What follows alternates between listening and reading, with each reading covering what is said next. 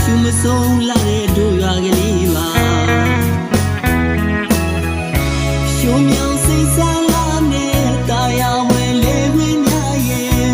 ရွာဝင်လာငါစိတ်လန်းလို့တာယာသာသနာနေလို့လင်းပြကြည်လုံးချမ်းသာစီလီဖယားနဲ့သာသနာအဆောက်အုံများစွာပူတွေ့နိုင်ဖို့လမ်းခဲ့စေနေတာရောက်တာလန်းလာခဲ့ပါစီလိုကျူနေလျက်ပါမြို့တောင်သာ